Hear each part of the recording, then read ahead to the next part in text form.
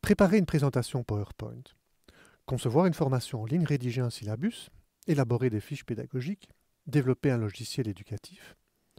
Dans chaque cas, vous devez poser des choix de mise en forme et d'organisation visuelle de vos supports. Toutes ces situations de formation vont vous amener à utiliser des commentaires, des textes, mais aussi des images, des photos, des schémas, des animations, des séquences audio ou alors des vidéos. D'un point de vue didactique, cette démarche de conception et de transposition peut être mise en relation avec le principe de clarté, mis en évidence par ATI, dont la taille des faits est de 0,75. Pour guider cette réflexion pédagogique au niveau de la médiatisation, nous allons nous appuyer sur le modèle multimédia décrit par Richard Mayer. C'est ce modèle que nous allons vous présenter aujourd'hui. La première est que le cerveau humain dispose de deux canaux distincts pour traiter les informations verbales et visuelles. Les images et les mots écrits pénètrent dans le système cognitif de l'apprenant par le canal visuel et sont brièvement retenus dans la mémoire sensorielle visuelle, alors que les mots prononcés pénètrent le système par le canal auditif et sont retenus brièvement dans la mémoire sensorielle auditive. Le maintien des informations dans les registres sensoriels est très court, de l'ordre d'environ un quart de seconde. Ok. Pouvez-vous nous expliquer comment est mis en œuvre ce processus de prise d'information ? Lorsque l'apprenant prête attention aux informations visuelles qu'il reçoit, certaines sont transférées dans la mémoire de travail pour être traitées par la suite. Les informations auditives subissent le même traitement. On ne perçoit donc pas toutes les informations. Il y a un mécanisme de sélection. En mémoire de travail, les mots présentés visuellement peuvent être convertis et placés dans le canal auditif de la mémoire de travail. Meyer met enfin en évidence que le traitement a plus de chances de laisser une trace en mémoire à long terme quand les apprenants peuvent s'impliquer cognitivement, lorsqu'ils sont confrontés à différents médias. Vous nous expliquez s'impliquer cognitivement ? Eh bien qu'il faut qu'il y ait un traitement actif de leur part, qui doit les amener à identifier les informations utiles, à réorganiser celles-ci de manière à faire des liens avec ce qu'ils ont déjà stocké dans leur mémoire à long terme. Mayer met en évidence à ce niveau qu'il y a un troisième type de charge, qu'il nomme la charge générative. Celle-ci concerne l'activité, la tâche, qui demande à l'élève d'organiser les informations et l'amène à établir des liens avec ses connaissances initiales. Par exemple, l'élève formule des questions par rapport au contenu qu'il a découvert.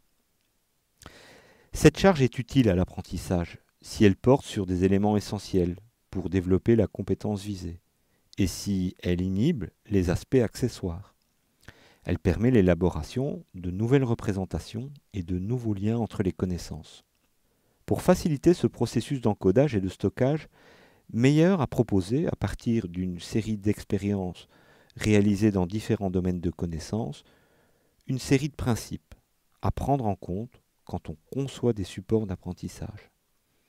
Ils peuvent permettre de mieux gérer la charge intrinsèque, celle liée au contenu, la charge extrinsèque qui concerne la forme, et enfin la charge générative liée à la structuration des informations.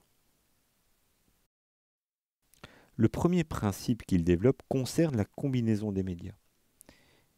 Il souligne l'importance d'intégrer des éléments visuels dans les diaporamas, les syllabus, les fiches pédagogiques. L'apprentissage est en effet de meilleure qualité si les mots et les images sont combinés, plus que s'il n'y a que des mots sans illustration. D'accord. Et donc, qu'est-ce qu'il faut privilégier en termes d'apprentissage ? Quand on sait qu'environ 60% de la population mondiale est à dominante visuelle, quelle que soit la culture ou l'origine ethnique, il faut donc toujours essayer d'identifier la complémentarité entre l'image et le texte. Lors d'une présentation, l'usage du graphique, comme à l'écran l'histogramme, va permettre aux élèves d'organiser spatialement les données et faciliter l'analyse de celles-ci. Les infographies s'appuient aussi sur ce principe multimédia. Elles combinent à la fois des éléments graphiques et des éléments textuels. Les animations peuvent soutenir l'apprentissage, en particulier pour décrire des processus et des savoir-faire complexes à appréhender, qui nécessitent la mise en évidence d'une chronologie. Dans ses travaux, Mayer évoque l'effet de redondance. Vous pouvez nous expliquer ce dont il s'agit? De manière contre-intuitive, présenter des informations identiques simultanément dans deux modalités différentes a plutôt un effet négatif sur l'apprentissage. Le principe de modalité est en lien avec le principe de redondance. Il est préférable d'utiliser un commentaire oral plutôt qu'une information écrite. Ceci afin d'éviter la saturation de la mémoire visuelle chez l'apprenant et entraîner ainsi une surcharge cognitive qui peut être délétère pour l'apprentissage. L'apprentissage est donc plus approfondi lorsque les images sont accompagnées de commentaires audio que lorsqu'elles sont accompagnées de textes écrits, comme c'est le cas dans cette capsule que vous découvrez. Dans ses recherches, Mayer met aussi en évidence les concepts de contiguïté. J'aimerais en savoir plus. Effectivement, il y a tout d'abord le principe de contiguïté spatiale. Il fait référence au fait que l'apprentissage est facilité quand les informations visuelles sont proches les unes des autres. La proximité des illustrations et des mots aide l'élève.